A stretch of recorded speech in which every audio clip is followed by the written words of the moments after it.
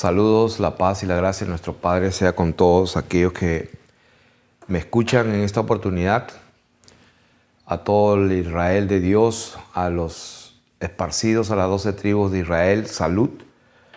Y quiero traer en esta hora una enseñanza un poco especial, puede ser poco confusa para algunos, y no porque estamos enseñando algo que confunde, sino que la mayoría de personas, en mi modo de pensar, están confundidas.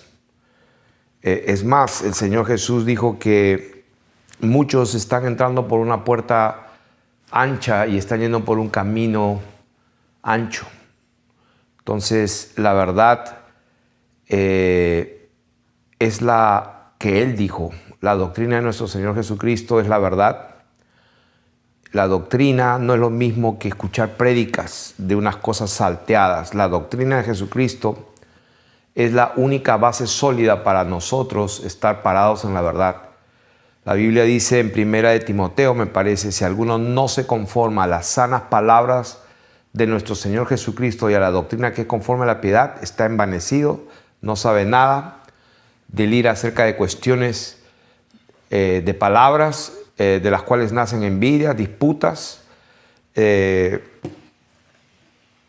hombres que paran discutiendo y peleando acerca de palabras, de genealogías, acerca de la ley, y otros hombres que están privados de la verdad, que toman la piedad como fuente de ganancia.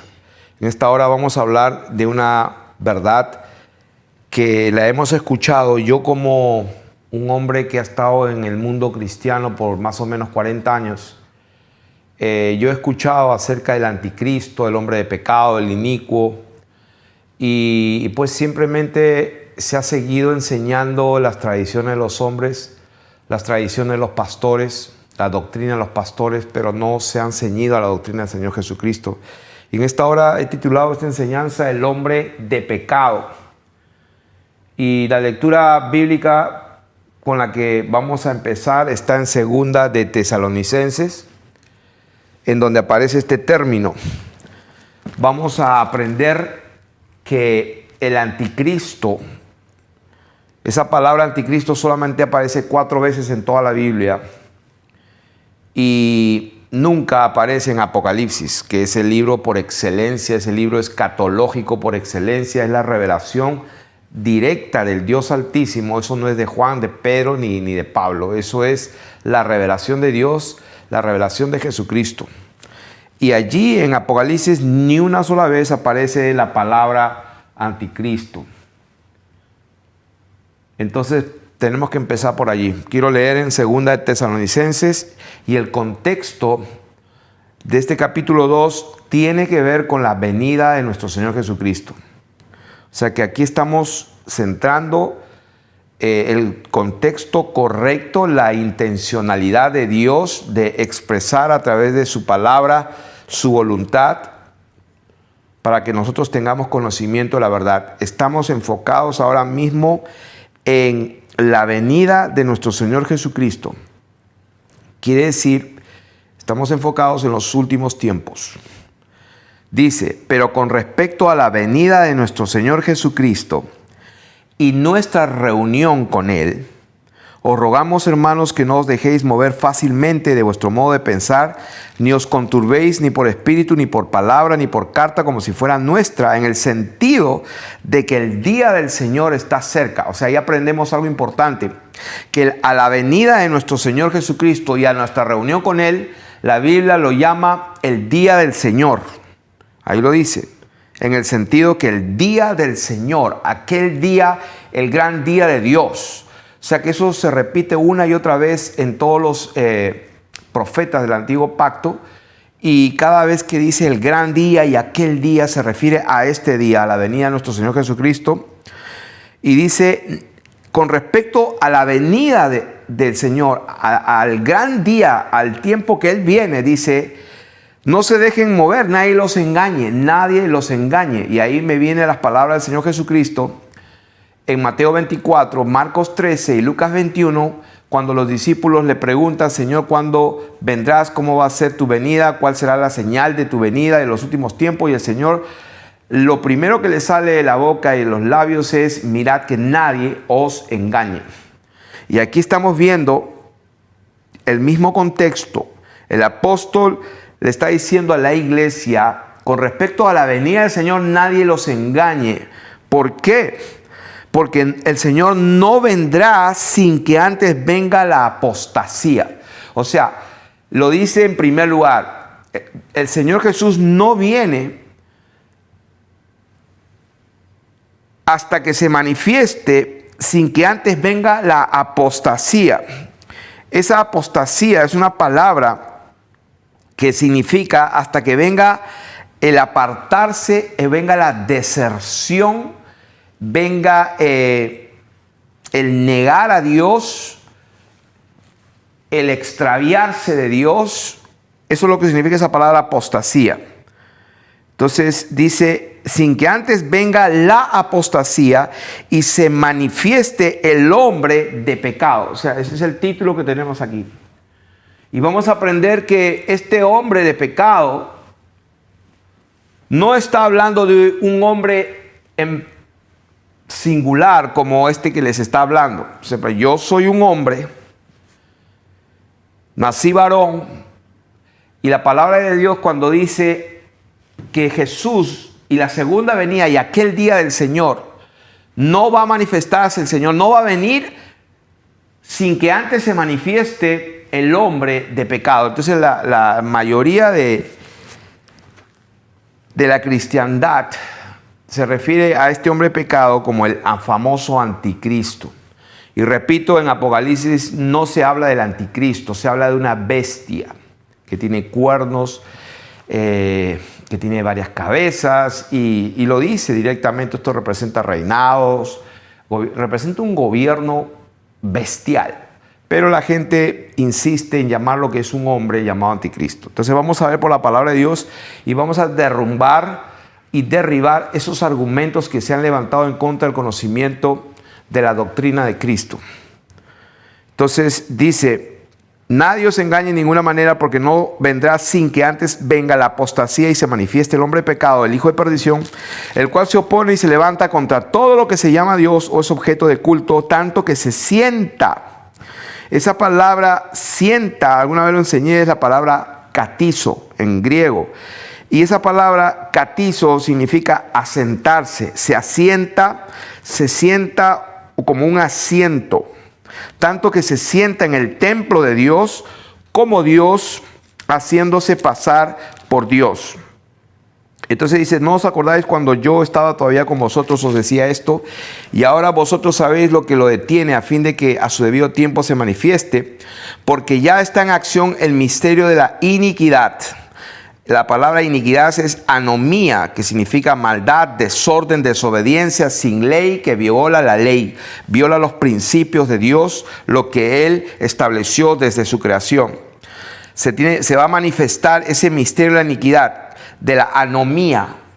Es una rebelión, es un desorden, es una desobediencia contra los principios de Dios. Cuando Él creó los cielos y la tierra y dijo, produzca la tierra semilla conforme a su género, los animales conforme a su género, según su especie, no mezclen semilla. O sea, esos principios de la creación, esta palabra iniquidad significa anomía. Repito, maldad, desorden, desobediencia, sin ley, que viola los principios de Dios.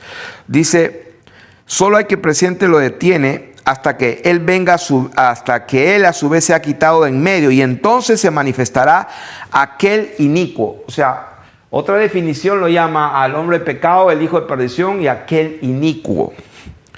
Lo que la gente entiende como el anticristo. Esto es lo que la gente predica y lo que la gente enseña. Entonces vamos a ver, según la doctrina de nuestro Señor Jesucristo, qué realmente o quién es el hombre de pecado. Dice, entonces se manifestará aquel inicuo a quien el Señor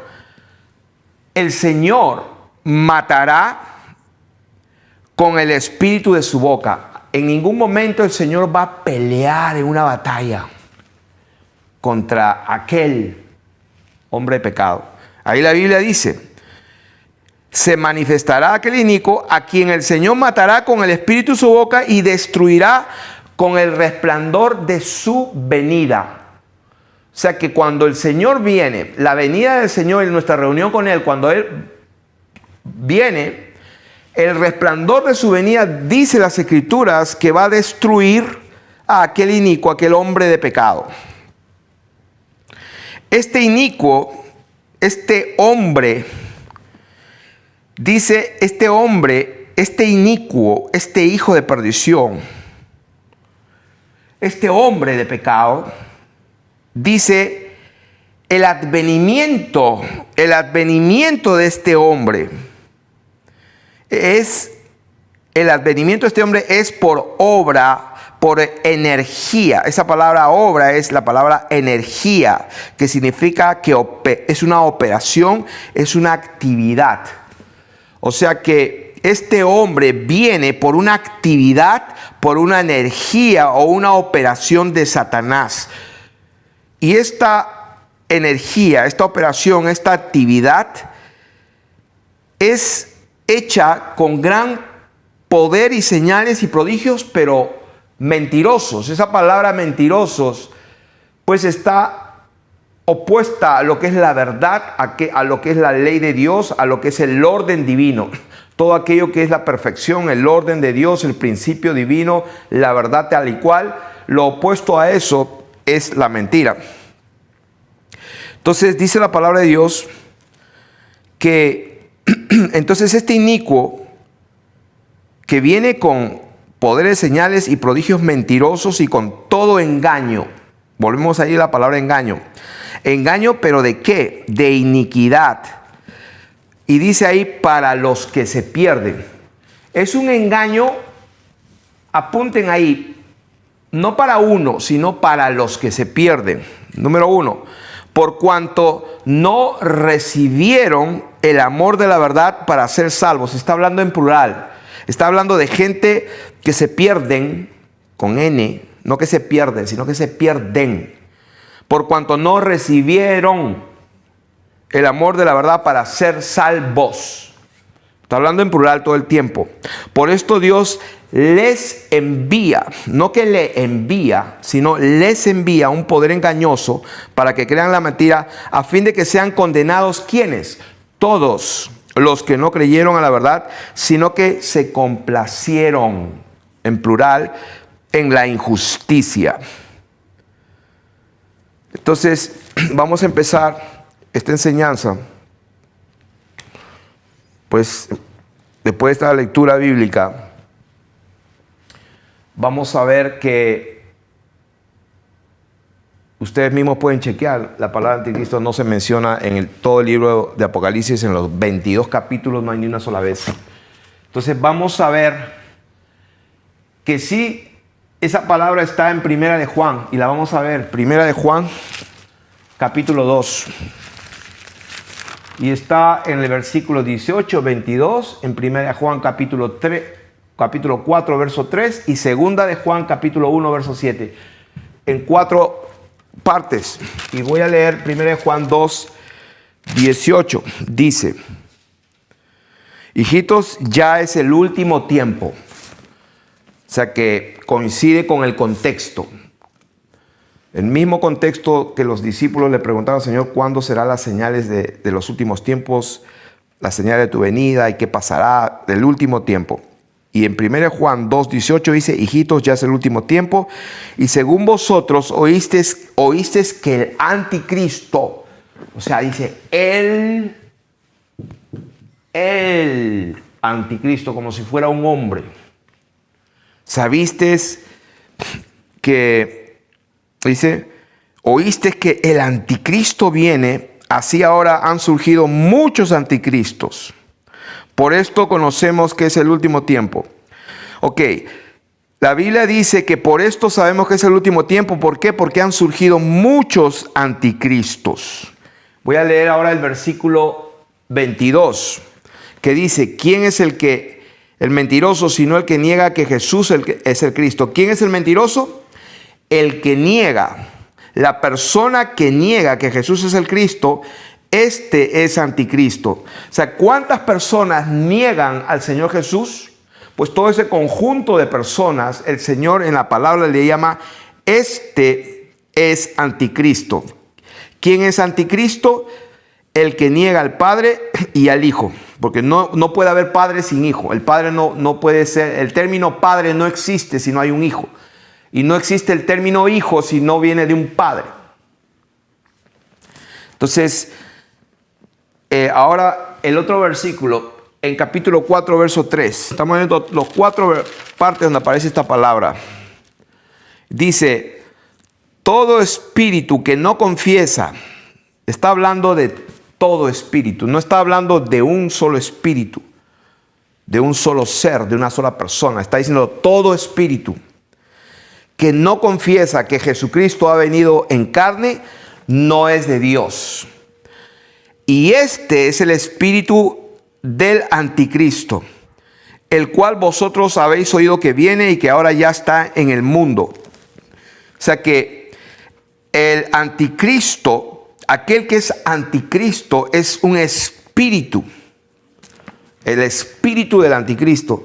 Y por último, en 2 de Juan 1:7, la última vez que se menciona esa palabra, dice, porque muchos engañadores, con plural. ¿Se dan cuenta? Siempre está hablando del plural, en plural. No dice todo aquel. Ahora dice lo mismo, muchos engañadores, con plural, han salido del mundo que no confiesan que Jesucristo ha venido en carne.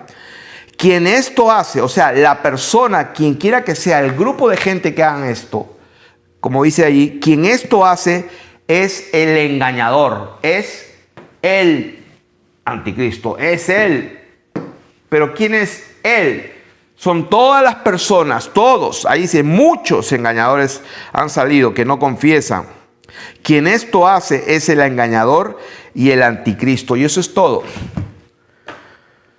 Eso es todo lo que hay acerca de esta palabra. Entonces vamos a empezar y vamos a demostrar por las Escrituras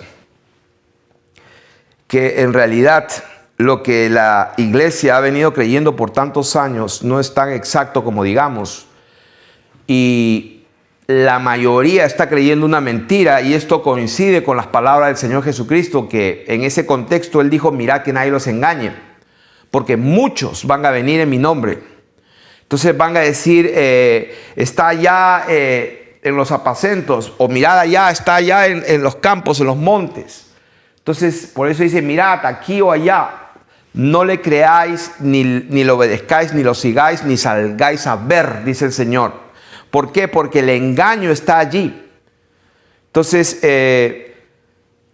vamos a ver ahora que cuando el Señor hablaba de que en los últimos tiempos el engaño iba a ser mortal, porque Él lo dijo de esta manera, que Él tenía que acortar esos días, porque si no lo acorta, no apresura las cosas, ninguna carne sería salva. Aún los escogidos serían engañados, si es posible, dijo el Señor. O sea que si el Señor dijo esas palabras es porque la mayoría de la humanidad y la mayoría de la cristiandad va a ser engañada. Si no, no tendría sentido esas palabras del Señor que dijo, tengo que acortar, tengo que intervenir, porque si no intervengo nadie se salva. O sea, quiere decir que el engaño es muy grande. Entonces, en eso es un punto más para demostrar que lo que la iglesia en este momento está creyendo de una manera general están equivocados, porque se están concentrando en algo que no es, no, están apuntando a lo físico, a lo externo, a lo que se ve, a lo grande, y están perdiendo justamente la verdad, que vamos a ver de qué se trata. Entonces vamos a empezar vamos a demostrar por las Escrituras que cuando el Señor está hablando de el templo, porque ahí pues leímos en 2 de Tesalonicenses que se sienta en el templo, y está el famoso versículo donde la gente se confunde, el versículo, ¿dónde está eso? A ver, dice el 4, el cual se opone y se levanta contra todo lo que se llama Dios y es objeto de culto, tanto que se asienta, se sienta, se posa en el templo de Dios como Dios. O sea, que la gente que ha interpretado que una persona llamado anticristo, un hombre malo y satánico, va a sentarse en un templo físico que algún día se va a construir en el Estado de Israel. Y que los cristianos apoyan a los sionistas y al Estado de Israel y los bendicen, porque la Biblia dice: bendice a Israel. El que maldiga a Israel será maldito y el que bendiga a Israel será bendito, y ese es el pueblo escogido de Dios y todo eso. Les recomiendo que vean unas enseñanzas que tenemos ahí acerca del verdadero pueblo de Dios, el verdadero regreso del pueblo de Israel a su tierra y muchos otros. Tenemos una enseñanza importante que se llama Los Dos Olivos. Ahora vamos a tocar un poco acerca de esto porque tiene que ver con lo que vamos a hablar. Hay una enseñanza que se llama Los Dos Olivos, se los recomiendo. Pero ahora vamos a centrarnos en este tema acerca de quién es el hombre de pecado, lo que le llaman el hijo de perdición, aquel inicuo, y que la gente cree que es un hombre. Y no es así. El Señor justamente por eso dijo: mira que nadie los engañe, porque toda la gente está apuntando a un hombre y a un templo que se va a construir, y que este hombre va a hacer la paz después de 7 años, en la mitad va a hacer la paz. Y se va a sentar aquí y va a ser como el Mesías para los judíos según la carne, o según el linaje, según la carne. Los que se dicen ser judíos están esperando esta construcción. Los cristianos también están contentos que se va a construir el nuevo templo. Algunos están esperando la manifestación de la vaca roja. Están esperando pues que todos los instrumentos, dice que ya están preparados. El candelero, los utensilios, todo lo tienen preparado. Entonces el mundo cristiano está emocionado porque en verdad van a construir un templo. Y sí, es probable.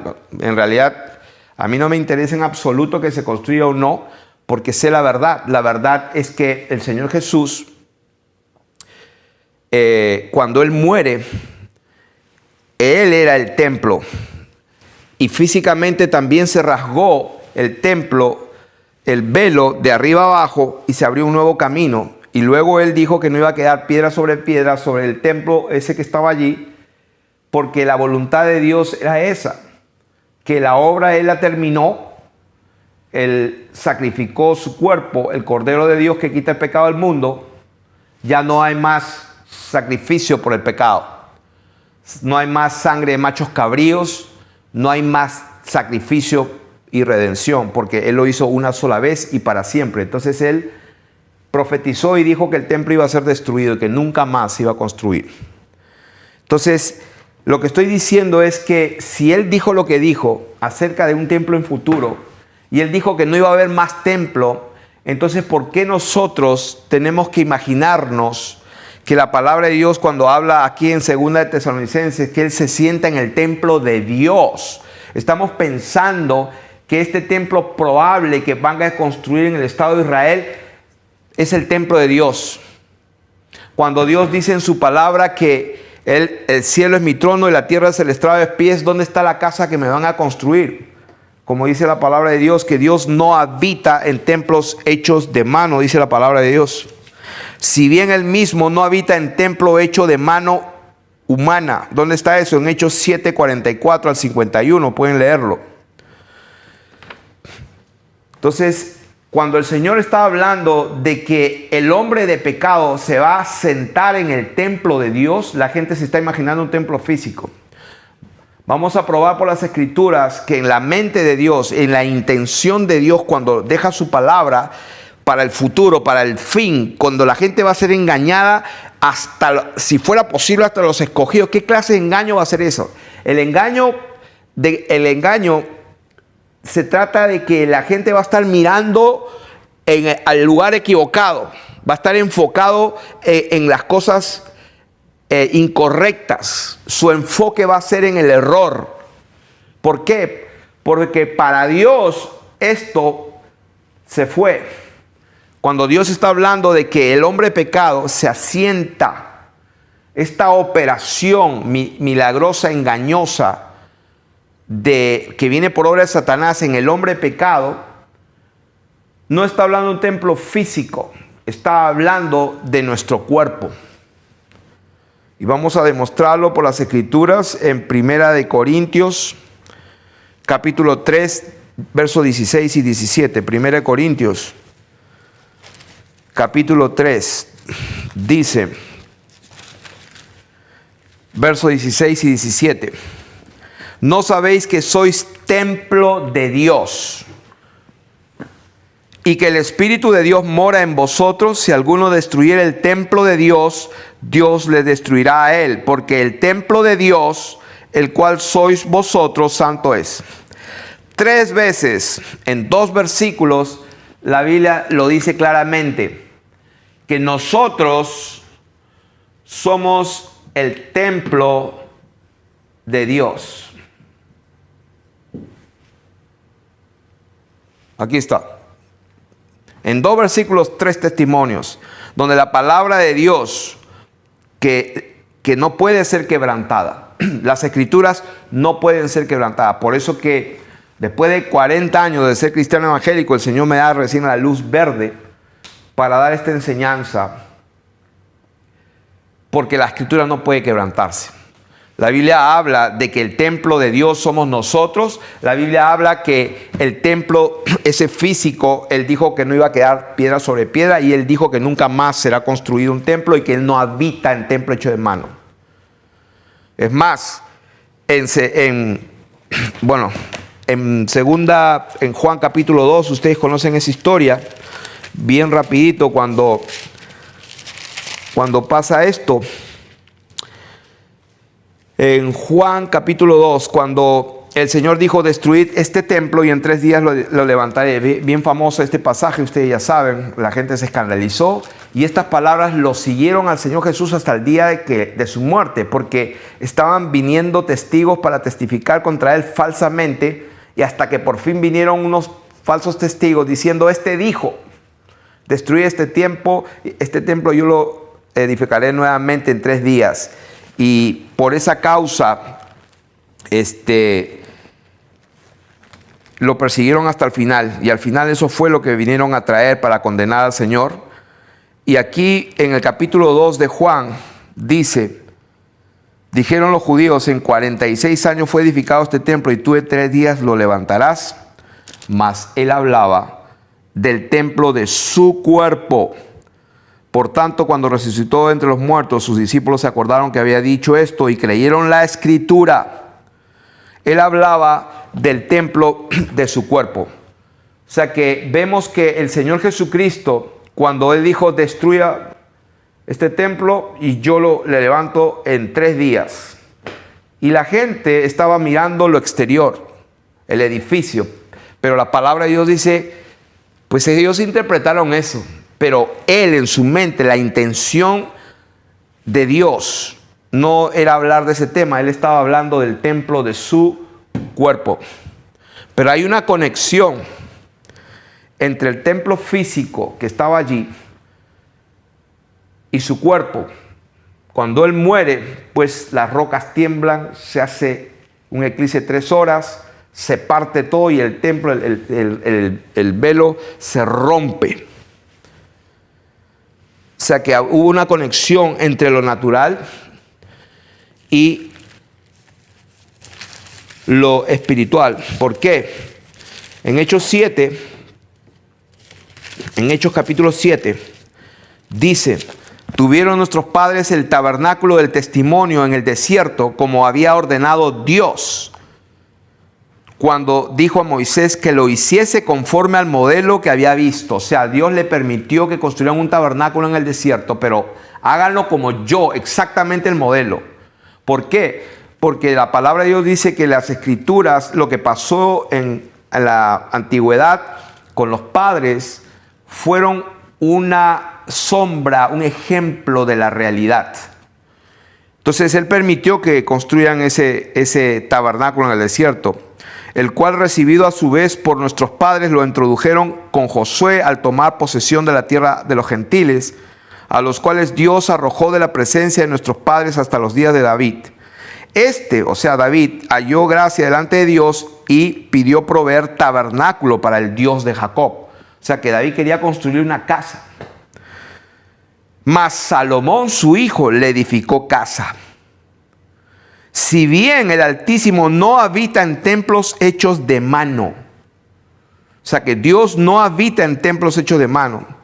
Como dice el profeta, el cielo es mi trono y la tierra es el estrado de mis pies. ¿Qué casa me edificaréis? Dice el Señor. ¿O cuál es el lugar de reposo? No hizo mi mano todas estas cosas.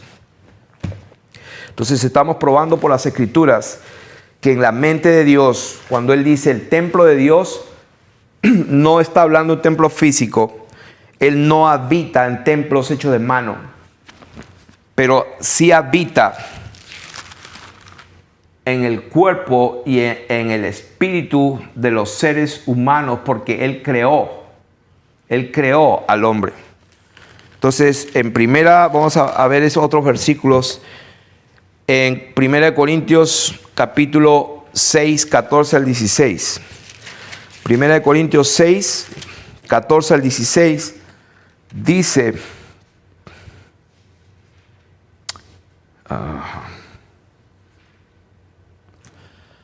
6, 14 al 16, vamos a ver aquí. Y Dios que levantó, también nos levantará. ¿No sabéis que vuestros cuerpos son miembros de Cristo? Ok, vamos a leer el versículo 19. ¿O ignoráis que vuestro cuerpo es templo del Espíritu Santo, el cual está en vosotros, el cual tenéis de Dios y que no sois vuestros? O sea que ahí lo dice, vuestro cuerpo es templo del Espíritu Santo. 1 Corintios capítulo...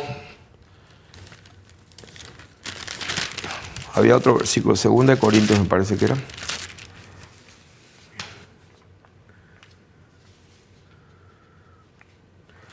2 Corintios capítulo 6.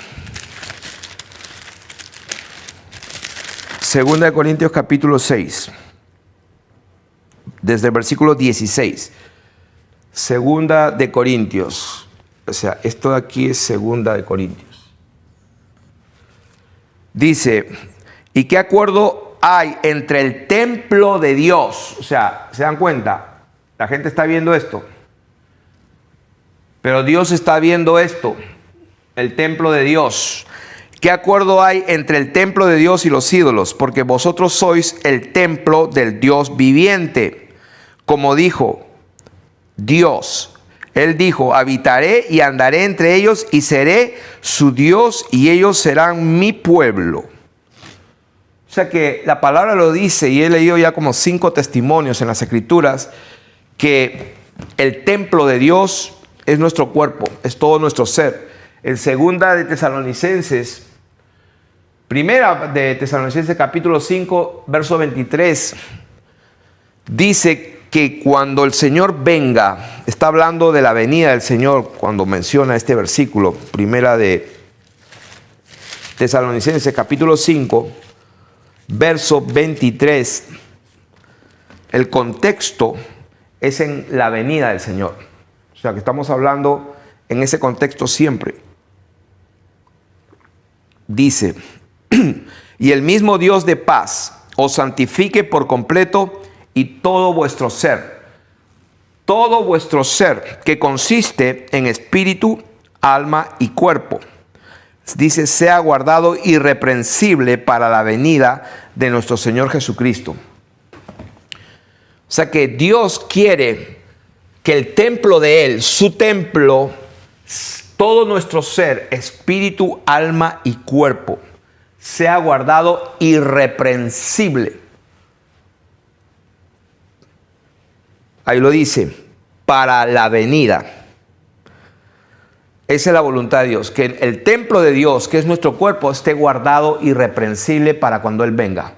¿Por qué? Porque si nuestro cuerpo, que es el templo, no está irreprensible, sino que ha sido contaminado con una operación de poder milagroso y mentiroso que es por obra de Satanás, entonces hay un problema. Por eso que el engaño es peligroso, porque la gente está viendo el templo que se va a construir en Jerusalén.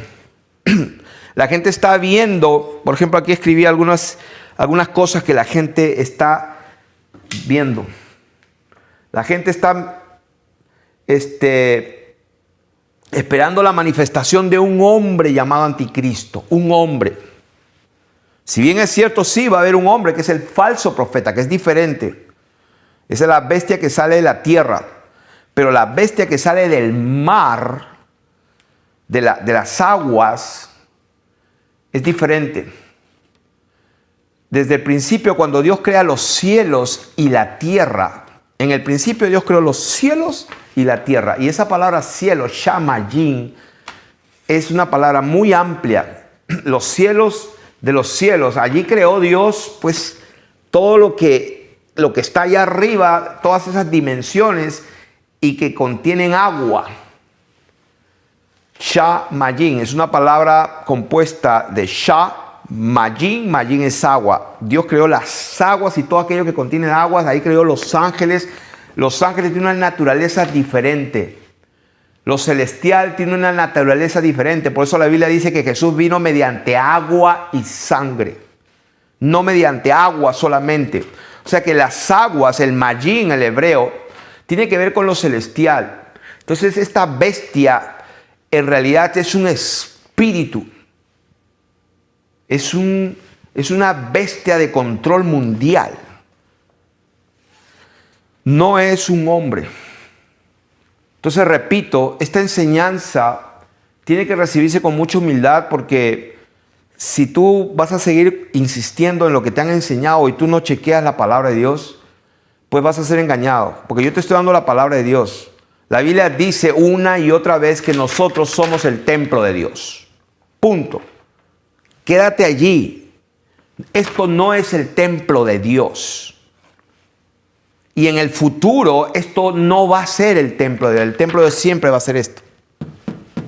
Nuestro ser tiene que estar guardado irreprensible. Entonces, el engaño es externo. El engaño que dijo el Señor, mira que nadie los engañe. Cuando yo venga, en el día que yo me acerque, mi venida y todo, que nadie los engañe. ¿Por qué? Porque fíjense lo que va a pasar. Mateo capítulo 24, verso 22. Si aquellos días no fuesen acortados, nadie sería salvo, mas por causa de los escogidos, aquellos días serán acortados. Entonces, miren en qué consiste el engaño y en cómo el Señor nos está previniendo, salvando y advirtiendo. Porque Él está hablando de que si Él no interviene, vamos a ser engañados. Entonces Él dice, en ese contexto dice, entonces, o sea, como yo voy a cortar, porque si no los acorto nadie, pero a causa de los escogidos serán acortados esos días, entonces, o sea, en ese contexto inmediato dice, entonces, si alguno os dijere, mirad, aquí está el Cristo, o mirad, allí está, por eso puse aquí, mirad aquí o allá. El engaño es ese. Miren lo que dice versículo 24, porque se levantarán falsos cristos y falsos profetas y harán grandes señales y prodigios de tal manera que engañarán, si fuere posible, aún a los escogidos, a los electos, que significa elegidos, seleccionados. Ya os lo he dicho antes, así que, o sea, concluye, ¿cuál es el engaño? Así que, primero dice, entonces, dice, cuando alguno le dijera, miren acá, allá, o sea, fíjense en lo exterior. Así que, mirad, está aquí. Vengan aquí al desierto. Observen, aquí está. El Señor dice, no salgan. O mirad, está aquí en tu casa, está adentro, míralo aquí. O sea, no está aquí en los aposentos, en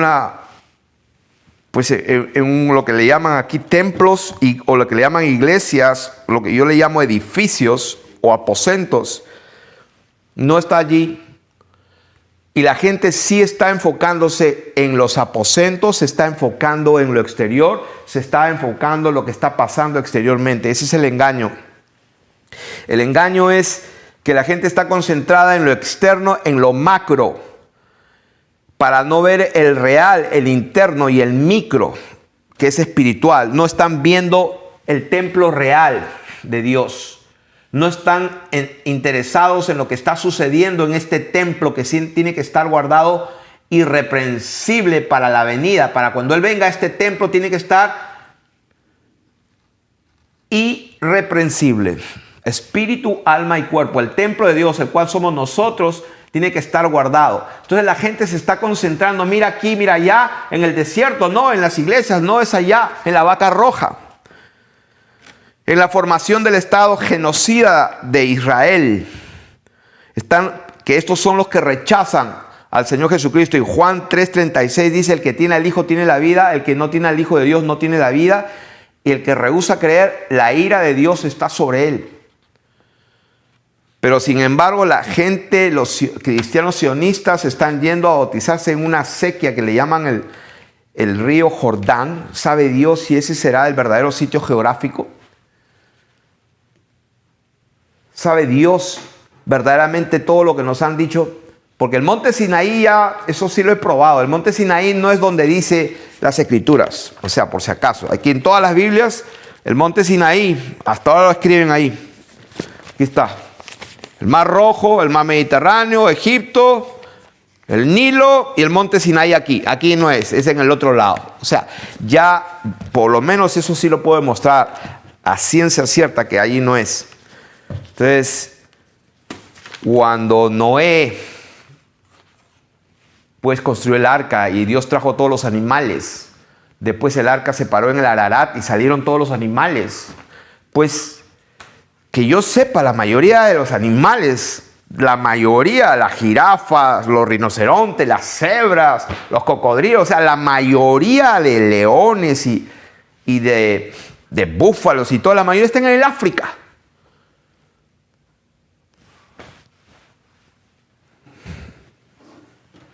O sea, piensen un poco, o sea, no tiene sentido pues que todos los animales están en el África, ahí se quedaron hasta el día de hoy, pero no, pues según nos han dicho está en el monte Ararat, allá por Turquía.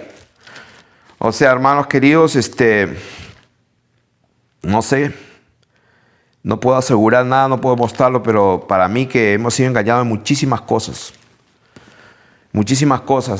Y Dios nos está dando entendimiento por lo menos para creer su palabra, que el templo de Dios somos nosotros. Entonces vamos a ir avanzando. Ya hemos leído los versículos. El Señor hablaba del templo de su cuerpo. El Señor no habita en templos hechos de mano. Cuando el Señor entregó el Espíritu, el velo del templo se rasgó y luego se destruyó ese templo. Y ustedes ya lo saben. O sea que el engaño es mirar en lo externo, en la formación del Estado de Israel, como repito, la expectación de la vaca roja, las fiestas solemnes del pueblo de Israel, las megas iglesias, está en el aposento, en el desierto, mirad aquí, mirad allá. La Biblia, ¿qué es lo que dice? Esto es lo que dice la Biblia en Lucas capítulo 17. En Lucas 17, versículos 20 y 21, preguntado por los fariseos, ¿cuándo había de venir el reino de Dios? Estamos hablando en el contexto de la venida. El reino de Dios, el Señor le dijo, el reino de Dios no vendrá con advertencia. O sea que va a ser por sorpresa, como ladrón en la noche. Ni dirán, helo aquí o helo allá. Mirad que está en los aposentos, mirad que está el desierto, mirad que ahí está el templo que se construyó de Salomón, el tercer templo. O sea, el engaño está allí. Ni dirán aquí o helo allá. ¿Por qué? Porque he aquí el reino de Dios está entre vosotros. Esa palabra entre es la palabra griega entos, que es la 1787 en la concordancia Strong, que significa dentro o adentro. O O sea que si no nos conformamos a las sanas palabras del Señor Jesucristo y vamos a estar interpretando las Escrituras como John Darby y las dispensaciones y todos esos líos, vamos a ser engañados. Sujetémonos a lo que él dijo. En el tiempo final, el reino de Dios no va a venir con advertencia y el reino de Dios está dentro de ustedes. El reino de Dios está dentro de ustedes. Y está hablando del tiempo final, de su venida. Y él lo dijo, dirán, engañarán. Helo aquí o helo allá. O sea, concéntrate en lo físico, en lo externo, en lugar de concentrarte en el templo de Dios, que ese templo somos nosotros, es nuestro cuerpo. ¿Qué nos están haciendo? El misterio, el espíritu del diablo, ¿qué está haciendo ahora mismo? Porque dice que ahora mismo está en acción el misterio de la iniquidad, de la anomía, que es una energía satánica que está haciendo unos milagros poderosos para asentarse y sentarse. Asentarse es como que se sienta, toma posesión del templo de Dios. Y Dios tiene que intervenir, porque si no interviene, nadie se salva. Ya están dándose cuenta de qué se trata esto. Están programando a la humanidad para someterse a lo que viene. Y lo que viene es una marca individual de cada ser humano que habita esta tierra. Para poder, no se puede controlar si no se sabe a quién vas a controlar. Tú no puedes controlar a nadie si no sabes quién es a quién vas a controlar. Para poder controlar, para poder comer, para que la gente pueda vivir, pues este espíritu del anticristo, este demonio, se va a sentar en el templo de Dios, haciéndose pasar por Dios, y va a tomar el control del hombre. ¿Cuál es el engaño? Que la obra del diablo es atacar y posesionar el templo de Dios, y la gente está mirando esto.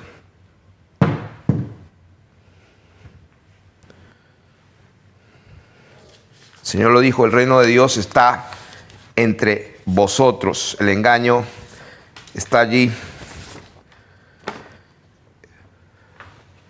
Ahora, ¿por qué dibujé esto? Esto pues representa el templo físico, el templo de Salomón. Si bien es cierto, Dios se lo mandó a hacer, pero con un propósito. Por eso le dijo, hazlo como yo te digo. Pero esto era una imagen y una sombra de la verdad. Y en el antiguo pacto y en Apocalipsis habla de los 2 olivos que van a dar testimonio, y les aconsejo esa enseñanza, porque mucha gente cree que los 2 olivos de Apocalipsis 11 son 2 personas. Entonces vamos a ver que se trata de 2 pueblos. Lean Ezequiel 37, el 15 al 28, porque no lo vamos a leer mucho, se nos haría muy largo, pero ahí se ve que Dios de 2 pueblos, de 2 naciones hace una sola, de 2 olivos hace un solo. Olivos o palo, que se llama, le dice la palabra en hebreo, en capítulo 37, le llama del palo de Judá y del palo de Efraín. Esa palabra palo es etz, que significa árboles. O sea que los 2 olivos, el silvestre y el natural, hacen un solo hombre. Está hablando de un hombre, de 2 pueblos hacen un hombre. Y lo dice así, un hombre. Y vamos a leerlo en Efesios capítulo 2, del 11 al 22. Efesios capítulo 2, del 11 al 22. Por tanto, acordaos de que en otro tiempo vosotros los gentiles, se dan cuenta, está hablando del pueblo de los gentiles, en cuanto a la carne, erais llamado incircuncisión por la llamada circuncisión hecha con mano en la carne. En aquel tiempo estabais sin Cristo, alejados de la ciudadanía de Israel y ajenos de los pactos de la promesa, sin esperanza y sin Dios en el mundo. Pero ahora en Cristo Jesús, Vosotros que en otro tiempo estabais lejos, habéis sido hechos cercanos por la sangre de Cristo, porque Él es nuestra paz, que de ambos pueblos, ¿se dan cuenta? Ambos pueblos son pueblos. De ambos pueblos hizo un pueblo, derribando la pared intermedia de separación, aboliendo en su carne la enemistad de la ley de los mandamientos expresados en ordenanzas, para crear de los dos pueblos, dice, de los dos, un solo y nuevo hombre. De los dos pueblos, el Señor, dice la palabra de Dios, las escrituras que no pueden ser quebrantadas, porque la gente que está creyendo en esto, pues tiene que demostrarme en tantas palabras, en tanta escritura que dice que, directo lo dice, que el templo de Dios es nuestro cuerpo, nosotros somos el templo. Entonces, ¿cómo me explicas eso? La palabra de Dios no se puede contradecir, no puede ser quebrantada. Tienes que justificar. Y aquí la palabra de Dios nos enseña que de los dos pueblos hizo un solo y nuevo hombre, haciendo la paz mediante la cruz, y mediante la cruz reconciliar con Dios a ambos en un solo cuerpo. Un solo cuerpo. Un solo hombre. De dos pueblos hizo. Y yo busqué en varias versiones de las escrituras, porque quería estar seguro que se interpreta y se lee así, en lugar que diga, como algunos se imaginan, de los dos pueblos hizo otro pueblo, que también es correcto, pero aquí en Efesios se está hablando de un solo hombre. Hombre. Entonces no podemos ir en contra de la verdad. Entonces el famoso capítulo 11 de Apocalipsis, donde habla del templo de Dios, ¿no? Estamos hablando que las escrituras no dicen que el templo de Dios es nuestro cuerpo, que Jesús no estaba hablando del cuerpo del templo para construirlo se demoraron 46 años. El Señor hablaba del cuerpo, del templo de su cuerpo. La Biblia dice que nuestro cuerpo es el templo de Dios. Entonces, si eso está claro, entonces Apocalipsis 11, ¿a qué se refiere entonces? Dice en Apocalipsis 11, hablando del tiempo final, hablando ya del día X, que le llamo yo el día X, la séptima trompeta, el séptimo sello. Cuando ahí se acaba todo, ya el tiempo no existe más y pues se acabó. Como dice la palabra de Dios, en los días de la voz del séptimo ángel, en esos días, cuando él comienza a tocar la trompeta, la séptima trompeta, el misterio de Dios se consuma. Ahí se acaba el misterio de Dios, ahí se termina. Entonces, ahí hay un paréntesis. En el capítulo 10 hay una separación de Apocalipsis, como alguna vez enseñé, Apocalipsis no es cronológico. Termina el capítulo 10, porque ahí ya está hablando de la trompeta final, ahí se termina y se consume el misterio de Dios. Y el versículo 11, el último versículo de ese capítulo dice, y me dijo, es necesario que profetices otra vez. O sea que en otras palabras, va a hablar de lo mismo, pero con otro enfoque. Así como el Señor hablaba del reino de Dios, hablaba del mismo tema, pero usando muchos ejemplos de diferentes maneras del mismo tema, acerca del reino de Dios. Es semejante a esto, es semejante al otro. Y acá dice, es necesario que profetices otra vez. Y ahí hay una separación. El capítulo 11 no es cronológicamente después del capítulo 10. Si lo vas a interpretar así, te vas a perder. Simplemente está profetizando otra vez de lo mismo, pero con otro enfoque. Y dice, entonces, Apocalipsis 11, entonces me fue dada una caña semejante a una vara de medir y se me dijo, levántate y mide el templo de Dios. Y la gente mira esto. Cuando ya hemos demostrado por escritura que el templo es esto. Levántate y mide el templo de Dios y el altar y a los que adoran en él. Pero el patio que está fuera del templo, ¿qué cosa lo que puede estar fuera del templo? El patio.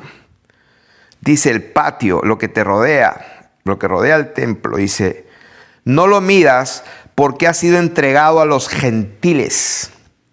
Y ellos hollarán la ciudad santa. ¿Quién es la ciudad santa? Pues el templo de Dios es nuestro cuerpo. Y la ciudad está conformada por todos los hijos de Dios que conforman la Nueva Jerusalén, la iglesia del Señor. La ciudad santa, dice, va a ser hollada por los gentiles 42 meses, 3 años y medio. Y ahí daré a mis 2 testigos. ¿Quiénes son sus 2 testigos? Los 2 candeleros. ¿Quiénes son los 2 candeleros? Los 2 pueblos. Que el de los 2, tanto de los gentiles como de los judíos, hizo un pueblo que es el verdadero Israel. Dice que daré a mis 2 testigos para que profeticen por 1260 días, 3 años y medio. Estos 2 testigos son los 2 olivos. Aquí está. Esto es lo que hablaba en el antiguo pacto. Los 2 olivos, los 2 candeleros que están en pie delante del Dios de toda la tierra. Como les repito, vean esa enseñanza.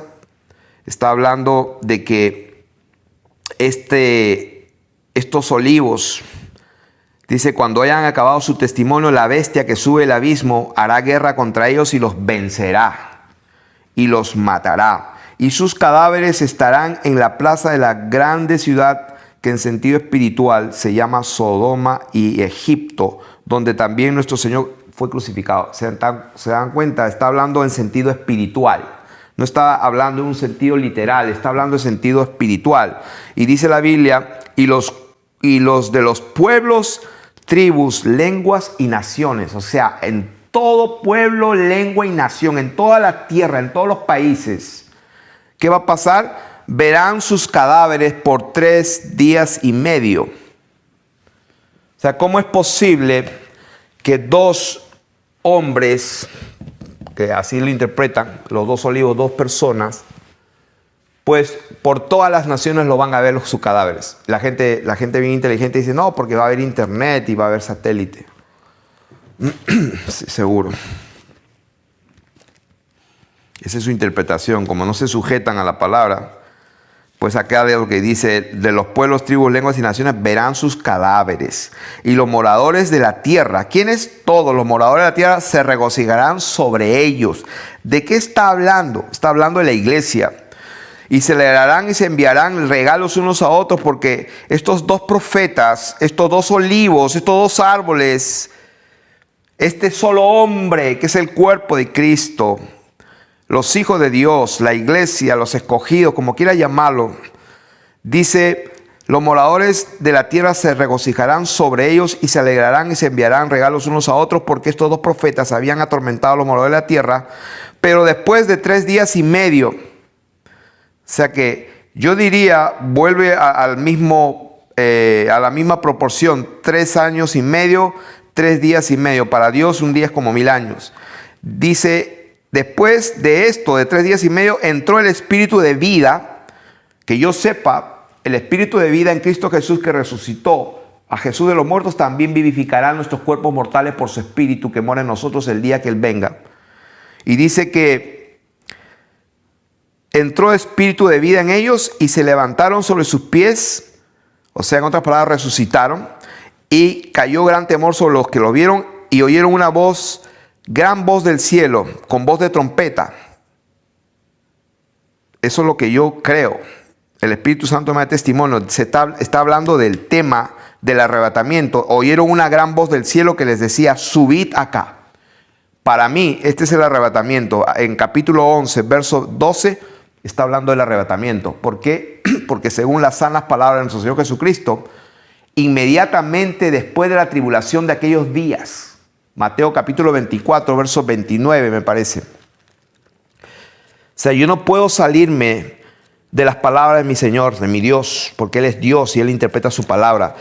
Y Él, en el capítulo 24, hablando de los últimos tiempos, hablando de su venida, en el versículo 29 dice, inmediatamente después de la tribulación de aquellos días, el sol se oscurece, la luna no da su resplandor, las estrellas caen del cielo, las potencias de los cielos son como vías. Entonces aparecerá la señal del Hijo del Hombre en el cielo, y entonces lamentarán todas las tribus, o sea, pues todas las naciones, y verán al Hijo del Hombre viniendo sobre las nubes del cielo con poder y con gran gloria, y enviará a sus ángeles con gran voz de trompeta, y juntarán a sus escogidos. O sea, no le encuentro otra. Este es el arrebatamiento. O sea, ¿por qué no nos conformamos a esto? Y juntarán a sus escogidos de los cuatro vientos desde un extremo del cielo hasta el otro. Quiero que sepan que el cielo tiene extremos. Eso es lo que la gente no entiende. La Biblia dice que el cielo tiene extremo, tiene un final, un extremo de aquí a aquí. Por eso que la gente cree que estamos viendo una esfera que gira, un espacio infinito. Entonces el cielo no tiene un extremo, es infinito. No hay un comienzo ni un final. La Biblia dice que sí hay, de extremo del cielo hasta el otro extremo. Véanlo, la enseñanza número 34 y 35 de la cosmología de la Tierra verdadera. Entonces, ¿qué estamos hablando? Estamos hablando de que el templo que va a ser hollado, está hablando, ¿saben de quién? Léanlo, capítulo 14, verso 11. Y el humo de su tormento sube por los siglos de los siglos, y no tienen reposo de día ni de noche los que adoran a la bestia. O sea, no está hablando de adorar a a un hombre llamado anticristo. No, es una bestia que sale del mar, de las aguas, una naturaleza espiritual. Está hablando de un sistema bestial que controla todo. Dice, los que no adoraban a la bestia y a su imagen, ni a nadie que reciba la marca. Estos no tienen reposo. Aquí está la paciencia de los santos. ¿Quiénes son? Los que guardan los mandamientos de Dios y la fe de Jesús. En el versículo capítulo 12 dice, hablando de Satanás que engaña al mundo entero, versículo 12:9 dice, fue lanzado fuera el gran dragón, la serpiente antigua que se llama Diablo, Satanás, el cual engaña al mundo entero. O sea que el advenimiento de este inicuo, de este hombre de pecado, el hombre de pecado, hermanos queridos, no es un hombre.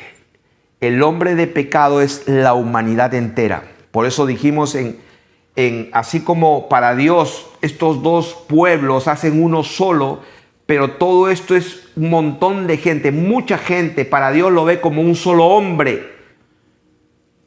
O sea, el cuerpo de Cristo, el hombre de Dios, la iglesia, el pueblo de Dios, Dios lo ve como un solo hombre. De los dos pueblos hizo un solo hombre. Hay otro hombre de pecado. ¿Cuál es el hombre de pecado? El hijo de perdición. El hijo de perdición, el hombre de pecado es toda la humanidad que se ha corrompido y que el templo del cuerpo de ellos ha sido contaminado. Dice la Biblia, este Satanás, el cual engaña al mundo entero. Dice, entonces oí una gran voz en el cielo que decía, ahora ha venido la salvación, el poder y el reino de nuestro Dios y la autoridad de su Cristo, porque ha sido lanzado fuera el acusador de nuestros hermanos, el cual los acusaba delante de nuestro Dios día y noche, y ellos, o sea, nuestros hermanos, le han vencido por medio de la sangre del Cordero, de la palabra del testimonio, y porque menospreciaron sus vidas hasta la muerte. Por lo cual, alegraos cielos y los que moráis en ellos. Ay de los moradores de la tierra y del mar, porque el diablo ha descendido a vosotros con gran ira, sabiendo que tiene poco tiempo. ¿Y qué hizo? Persiguió a la mujer y a su descendencia. Versículo 17 dice, entonces el dragón se llenó de ira contra la mujer y se fue a hacer guerra contra el resto de la descendencia de ella. ¿Quiénes son ellos? Los que guardan los mandamientos de Dios y tienen el testimonio de Jesucristo. ¿Y qué pasó con ellos? Versículo 7, el capítulo 13. Se le permitió hacer guerra contra los santos. Por eso dice, se le dio boca que hablaba grandes cosas y blasfemias, y se le dio autoridad para actuar 42 meses, 3 años y medio. Y abrió su boca en blasfemias contra Dios, para blasfemar de su nombre, de su tabernáculo y de los que moran en el cielo. Y se le permitió hacer guerra contra los santos y vencerlos. Si alguno lleva en cautividad, va en cautividad. Si alguno mata, a espada debe ser muerto. Aquí está la paciencia y la fe de los santos. O sea que, capítulo 14, otro versículo. El humo de su tormento sube por los siglos de los siglos y no tienen reposo de día y de noche. Esto ya lo leí. Aquí está la paciencia de los santos, los que guardan los mandamientos de Dios y la fe de Jesús.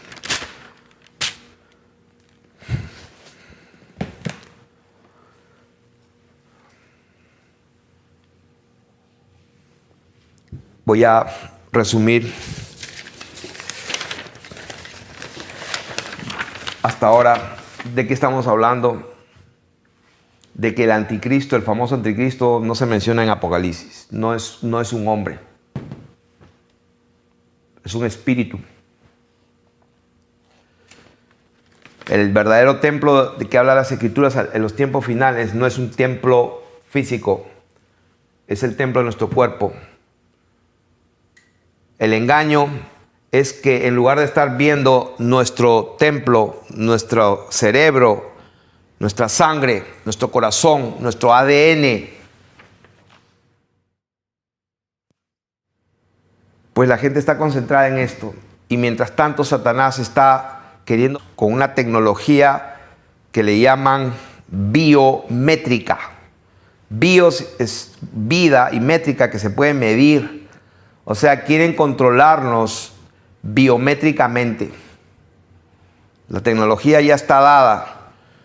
Estaba leyendo o viendo un video de 2 doctores alemanes que se están sublevando porque ellos se han dado cuenta de que lo que van a producir es algo irreversible en el ADN del ser humano. ¿De qué estoy hablando? Estoy hablando del templo de Dios.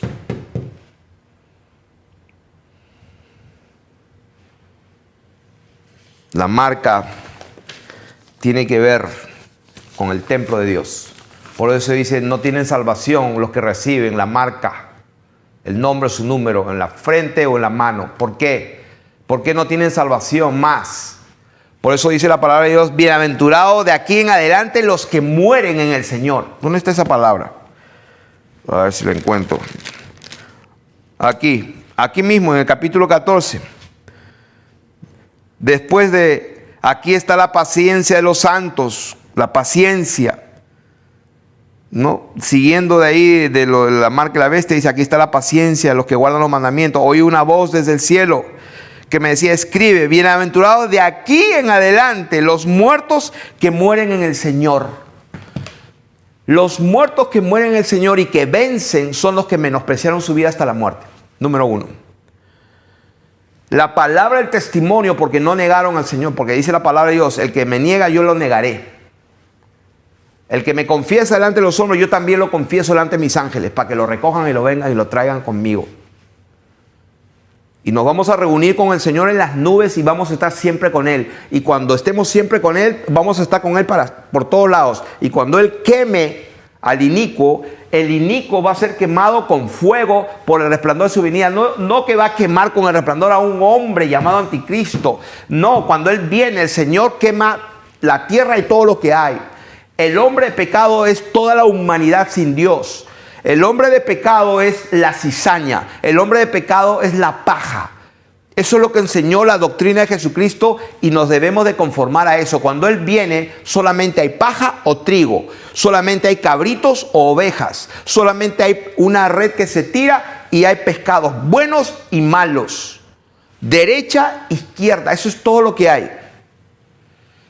Lo demás es un cuento artificioso para justificar el estilo de vida pecaminoso.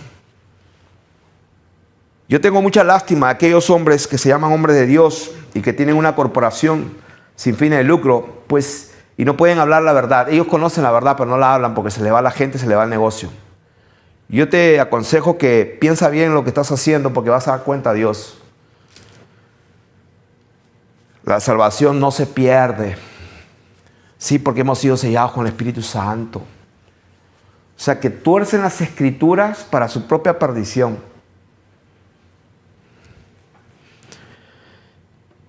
Entonces, el templo a que se refiere la palabra de Dios somos nosotros. Fíjense lo que dice Apocalipsis 3:12. Apocalipsis capítulo 3, verso 12. ¿Cuánto tiempo vaya? Como una hora más o menos. Vamos a hacer una segunda parte, me parece. Vamos a dejarlo aquí y vamos a hacer una segunda parte porque quiero extenderme un poquito más en esta segunda parte porque tiene que ver con cómo unimos todo esto ahora en nuestra vida. Así que nos vemos en una segunda parte.